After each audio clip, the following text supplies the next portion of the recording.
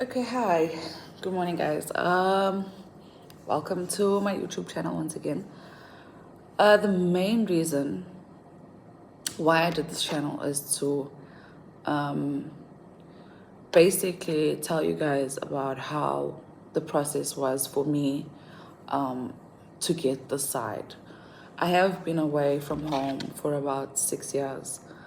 So what I did was I applied through waitred. Now, waitred is a international recruitment agency based in Cape Town, but they do have a website that you can apply on. So in 2017, I applied to be a lifeguard at Yas Island. I got the job, and then I worked there for about just under a year. And then I decided, okay, I want to go into the hotel industry. The nice part about waitred is that if you finish your probation for 6 months, you are more than welcome to, change to another country, another company, and etc. So that's what I did. I did jump around a lot, a hell of a lot, because I was still young. I was still trying to find out where I want to be, and is this, the thing for me.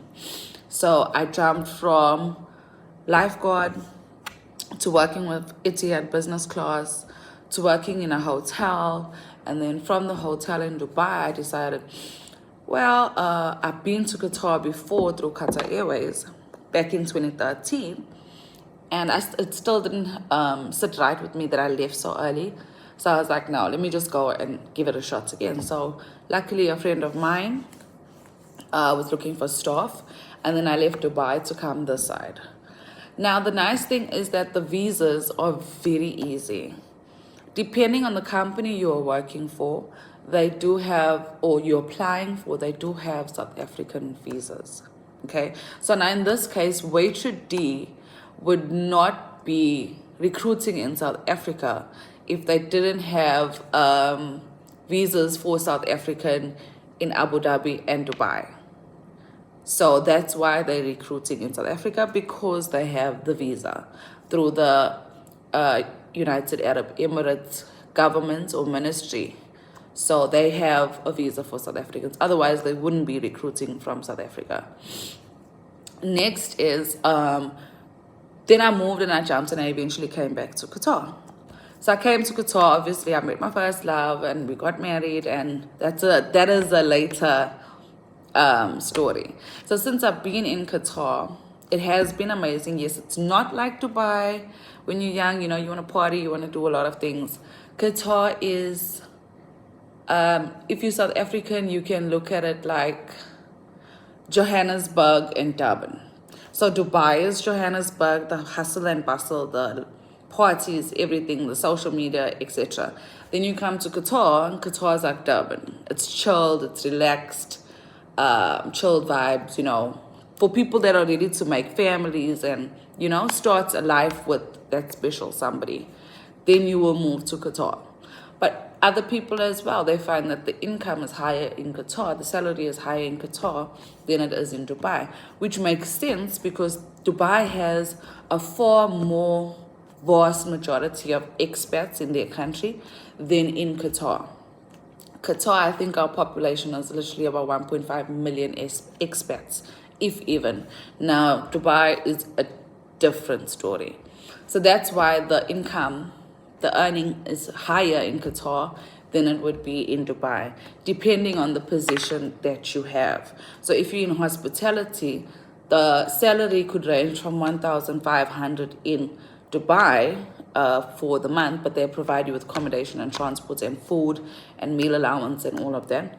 Then here, you could be earning 2,500, where you are provided with accommodation, transport, and insurance, whatever you may, in Qatar, because we have a less expat ratio to Dubai. So yeah, so I've been away from home for almost 7 years now. I'm loving it. The nice thing is that if everything is provided for you financially, you are able to save and look at the bigger picture back home.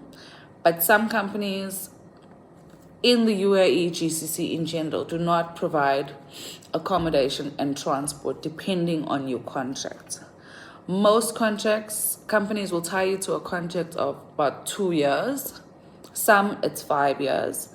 And before you go through the whole recruitment, well, once you go through the whole recruitment process, you need to ask them, do you provide transport? Do you provide accommodation? Do you provide medical insurance before just taking the job? Because they might pay you next to nothing, and then now you got to find transport to work and accommodation, which doesn't make sense.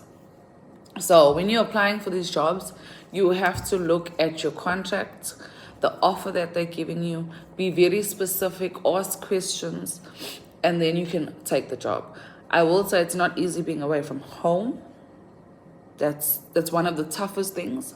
It's not easy being away from home, but it's worth the sacrifice. If you're trying to save and maybe one day move back home or travel to another country and live there, it's worth the sacrifice. I always advise young moms that have kids, if they got someone at home to look after their babies, come do this. Come work out here. You can make enough money for your children. Give them a better life back home financially than you would be able to in South Africa. Yes, you're gonna miss them, but it comes with its pros and cons, you know. On top of that, the recruitment process, you'll apply online. They will do Skype interviews or Zoom calls with you, should you be shortlisted. Then you have to do medicals. So you'll have to do medicals in your country, and then when you get here, you'll do the medicals in their country. So the minimum age for application is 18 years old. They'll do the recruitment process with you. Then they will tell you to go for minimum application is 18 years of age, and you have to have finished school. They will not take you if you did not matriculate. If you did not finish school, you are not coming this side, because they know that you've got the minimum education required to operate in the hustle and bustle of these UAE and GCC countries. You need to have that minimum qualification of maybe you went to night school or NQF, but you had to have finished those 12 years of schooling, or else they will not take you. So 12 years of schooling, which is your matric, 18 years of age, and your passport. Your passport needs to be valid for 6 months of the date of issue. If it's less than that, they can't take you. Okay, so those are the 3 basic requirements. Experience is not a must. Some companies will require experience, some companies won't. But if you've been a bartender or a hostess or waitress, that's enough. So then that will happen. You will do medicals. Once you do the medicals, they will get back to you whether you've been approved or not. If you pass your medicals, that is when they will start applying for your visa. They will apply for your visa. Once your visa is approved, they will send you emails to say that your visa has been approved. Then they will buy your tickets. Now, most of the companies, waitred, I'm going to just use waitred as an example.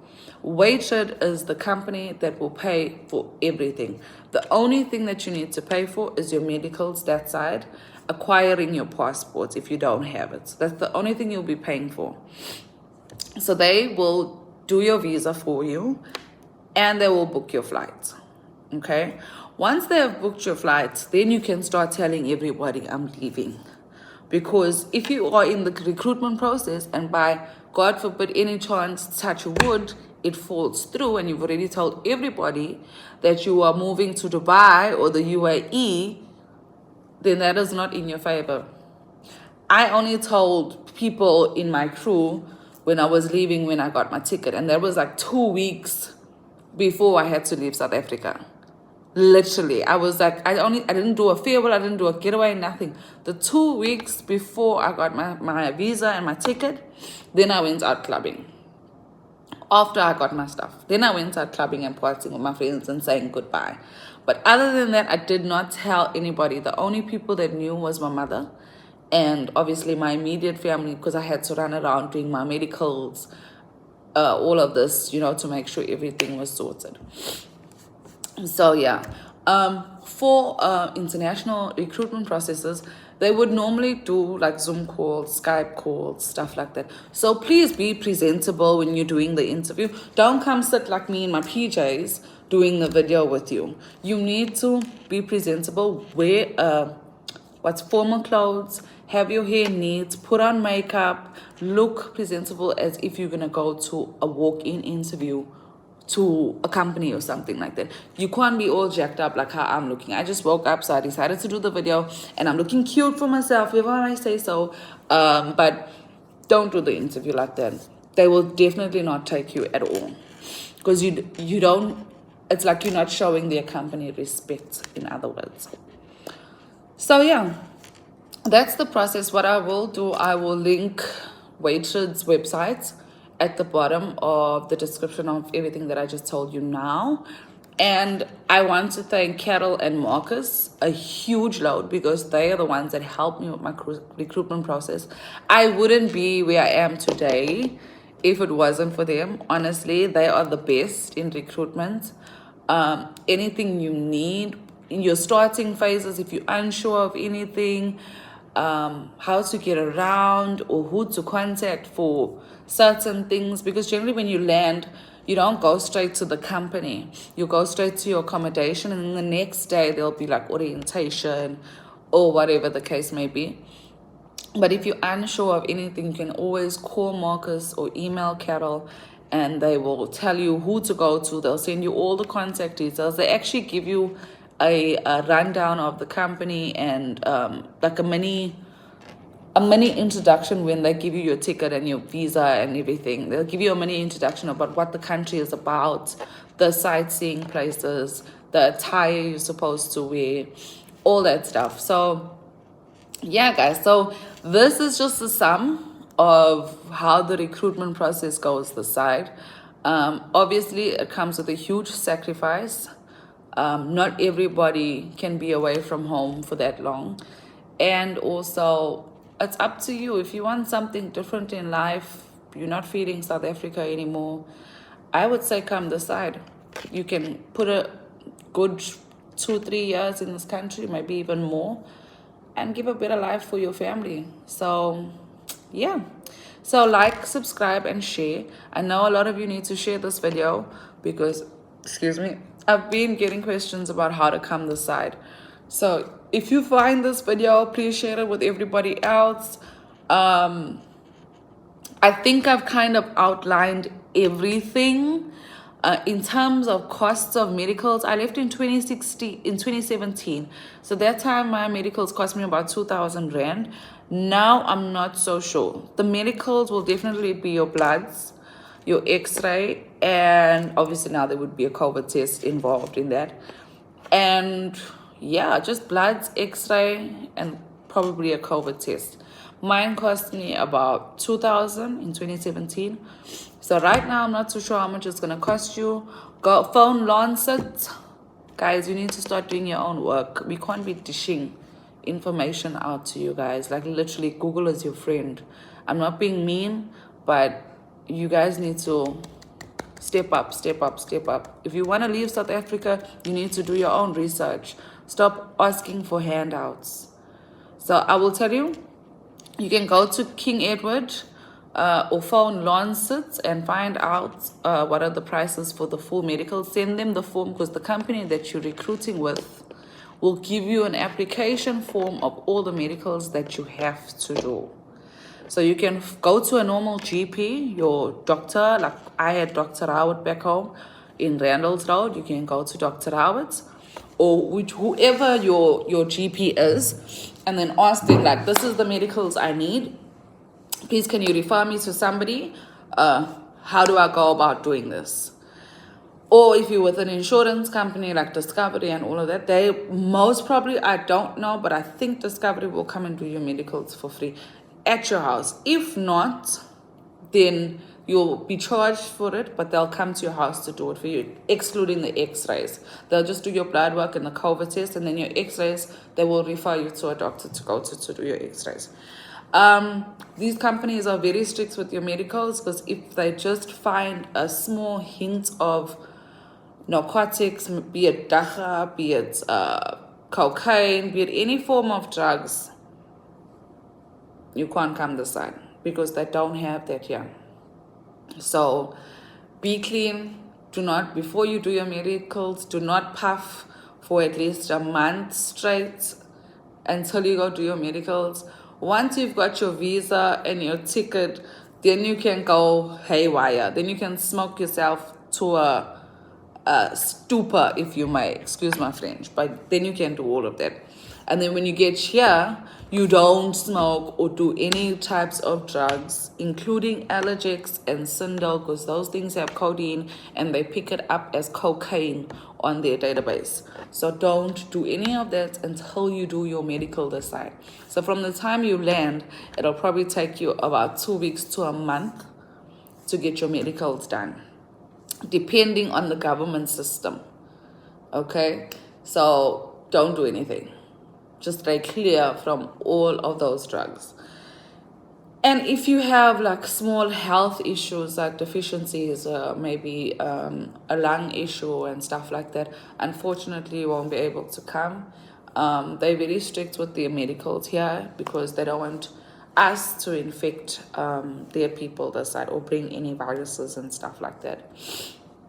But if you do have any health issues, just best when you're doing the interview or when you doing your declaration with the company, just state what health issues you have, so as not to get your hopes up when applying and then they reject you. So yeah, I will link everything in the description. If I do have Carol's and Marcus's email addresses, I will put it at the bottom as well. Right now, I think they're only recruiting for cruise ships, Viking, and the water park that I used to work for. Yes, it's a sacrifice to work in a water park. I know a lot of us South African people don't want to get black. We don't want to be looked down upon that we're working as a lifeguard and da-da-da-da-da. But I promise you, it's the first step into the country to get to greater things. Don't look at it as a downgrade. And then your family is like, oh, she's a lifeguard, she's black, she's this, she's that. Don't worry about what people say. Make the first step and then move up. That's all you need to do. Sometimes you have to pivot in order to rise. That's all I'm going to say. Anyway, I've dished quite a bit of information for you guys. So I will see you guys again. Deuces. Like, subscribe, and share. Please share, because I know a lot of you people need that. Signing out, Mrs. Gentry.